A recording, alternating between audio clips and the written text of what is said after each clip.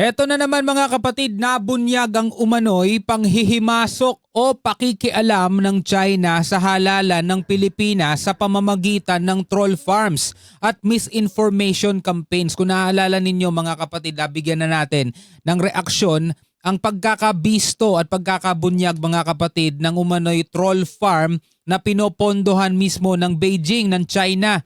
At nakita nga natin yung tseke na ipinakita ni Senator Tolentino, nakalagay doon mga kapatid mula sa Chinese Embassy dito sa Pilipinas.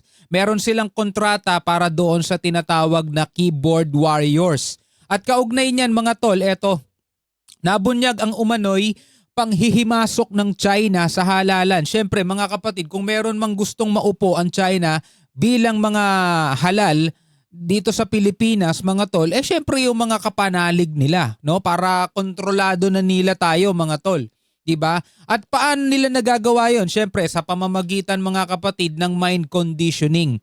Yung mga lumalabas sa balita, posibleng sa survey o kaya yung mga lumalabas sa mga social media na mga paninira sa mga tumatakbo na hindi pabor sa ginagawa ng China o kaya mga tumatakbo na binabatikos ang ginagawa ng China rito sa West Philippine Sea. Siyempre hindi nila gugustuhing manalo yung mga yon, so gagawa sila ng paraan ngayon para ang Pilipinas malagay sa estado na kung saan kaya nilang kontrolin mga tol. No, panoorin natin itong balitang to mula rito sa Net25. Sabi rito, China nanghihimasok sa eleksyon. No, so wag na natin patagalin pa, panoorin na natin to mga tol. Sa iba pang balita, may nagtatangka umanong manipulahin ang magiging resulta ng midterm elections Oy. sa Mayo. Pagbubunyag pa ng COMELEC, galing ito sa iba't ibang bansa at posibleng may kasabwat dito sa Pilipinas. At sa kabila... Malamang may kasabwat yan dito sa Pilipinas, di ba? Hirap ng buhay dito sa Pilipinas. Ikaw ba tatanggihan mo yung ano? Siyempre mga kapatid, kung tayo aalokin na tawag dito, kung tayo aalokin na ito gagawin mo, manira ka sa gobyerno ito gagawin mo, siraan mo ang gobyerno baka hindi nyo na ako nakikitang nagre-reaction kasi easy money na yun di ba? Yan, tiniyak naman ng COMELEC na sisiguraduhin nilang magiging patas ang halalan at dahil naman po bago ang sistemang gagamitin ngayong eleksyon. Madeline Villar Moratillo sa balitang yan. Aminado ang Commission on Elections na may mga nagtatangkang mang-impluwensya sa darating na halalan. Ayon kay COMELEC Chairman George Garcia, mistulang mind conditioning rin ang nais ng mga ito para tanggapin ng publiko anuman ang magiging resulta ng halalan. Meron po tayo ring natanggap na intelligence information coming from the different agencies na kasama natin, kapartner natin. Kahit po yung nakikita niyo po sa social media na tumutulig sa COMELEC o doon sa ating proseso o doon sa ating makina. Naka-automatic bot po yun, naka-autobot ang tawag doon. Autobot. No, yung tipong wala talagang totoong tao, no? Yung automatic yung nagko-comment, automatic nagkakaroon agad ng napakaraming views, 'di ba? Tapos nagshi-share sa napakaraming account, nagshi-share sa napakaraming page. 700,000 kaagad yung mga views at pagkatapos may mga 32,000 to 33,000 kaagad na komento. Oh, grabe no, 32,000 na comment. Mukha pong sa tingin nila at sa akin pong palagay din, ito ay nanggagaling sa ibang bansa. Hindi tinukoy ni Garcia pero may kasabwat umano ito dito sa Pilipinas. Pero may mga ginagamit po dito upang masigurado lamang na kung ano yung imamagnify, ano yung palalakihin na issue ay yun. And to even influence the election and to even dictate na to condition the minds of the people, mind conditioning, na dapat ito ang tatanggapin o hindi tatanggapin na resulta ng ating halalan. Alam nyo, ito kasi yung taktika na ginagamit ng China doon sa kanila. Minamind condition nila mga kapatid yung kanilang mamamayan sa pamamagitan ng mga ipinapalabas nilang kabaliktaran doon sa mga totoong nangyari. For example na lang mga kapatid, yung mga nangyayari dito sa West Philippine Sea. Kitang-kita naman sa mga video, binangga nila tayo, kitang-kita sa video, wina-water cannon nila tayo, pero ang pinapalabas nila, Pilipinas ang nanghaharas. Pinapalabas nila, Pilipinas ang nagpo-provoke. Pinapalabas nila, Pilipinas ang gumagawa ng paraan at binabangga sila. Yun ang ginagawa nila mga kapatid, mina-mind conditioning nila. And same sa ginagawa nila rito sa Pilipinas. And alam din naman siguro nila mga kapatid, ang isa sa mga kahinaan ng mga Filipino audience, napakadaling utuin. Napakadaling imanipula mga kapatid. Hindi na marunong magbasa ng maayos. Hindi na marunong umintindi. Minsan nga mga kapatid, title lang ang binabasa nila, hindi nila pinapanood para makita nila yung buong konteksto eh. Nagko-comment na agad sila mga tol eh.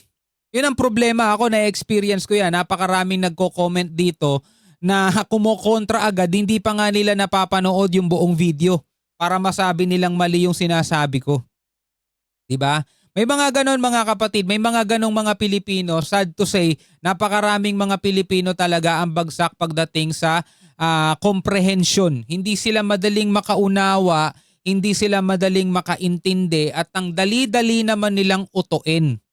Diba? Katulad na lamang ng mga kumakalat sa mga social media, mga lumang video, palalabasin, ngayon lang nangyari yan, mga nangyayaring mga krimen sa ibang bansa at palalabasin sa Pilipinas nangyari yan.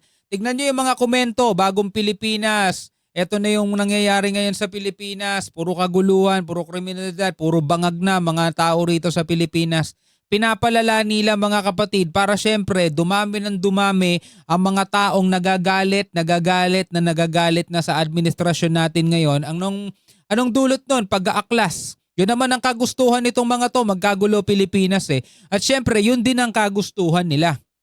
Sinong tinutukoy kong sila? Syempre etong binabalita ngayon. Kasi ang gusto nga nila humina yung pundasyon ng Pilipinas.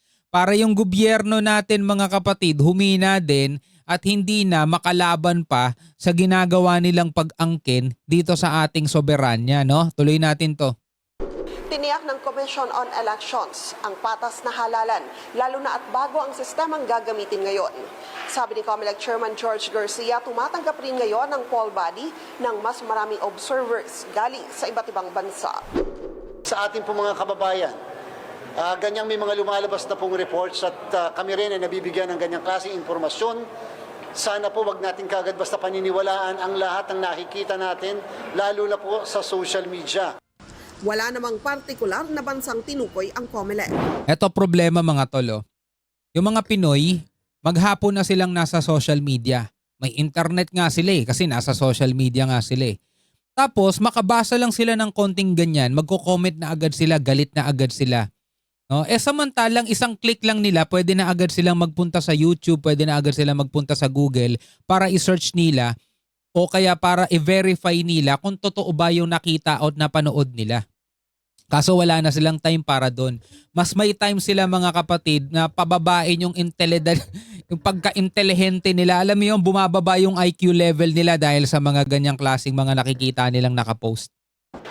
Ang sabi po kasi ng intelligence community na may nakikita silang isang napakalaking bansa at pagkatapos kinakailangan lang kasi na may pagbabatuhan dito sa Pilipinas. So ibig sabihin, yung pagmaniobra galing sa ibang bansa pero merong conduit kasi dito sa ating pong bansa. Tapos palalabasin, may keso ng galing sa Africa. Isang araw naman mula nang buksan ng COMELEC ang kanilang precinct finder online. May libo-libong hacking attempts na umano ang natanggap ng poll body. Grabe no? Pero gaya sa nakaraang 2022 elections na umabot pa sa 35 milyon ang naitalang hacking attempt, tiniyak ng poll body na hindi magtatagumpay ang mga ito. Madeline Villar. Alright, so ito mga kapatid, ang nangyayari na nga ngayon, no? Ay sinisimulan na nila ang gera sa Pilipinas na hindi gumagamit ng dahas. Pero ang gusto nilang mangyari mga kapatid, malaglag lahat ng mga politiko o lahat ng mga tumatakbo sa halalan na bumabati ko sa kanila at ang gusto nilang maupo mga kapatid is yung mapapakinabangan nila. So nasa sa atin pa rin yung mga Pilipino kung makikipagtulungan tayo sa kanila sa pamamagitan ng pagpapadala o pagpapadala sa mga bali-balita ngayon, sa mga umuugong na mataas si ganito, ito ang pulso ng bayan, ito ang di umano'y sigaw ng mga Pilipino, di ba? Bahala na lang kayo mga kapatid. Pero nasa sa inyo pa rin o nasa sa atin pa rin ang huling sagot. Kung ang maiuupo dito sa halalan o ang maiuupo natin dito sa Pilipinas talagang pro-Filipino. Baka kasi meron na silang pinaglilingkurang ibang bansa, di natin alam. Comment na lamang kayo sa ibaba. Hanggang sa muli, ako nga pala si Shobaldi. Peace out.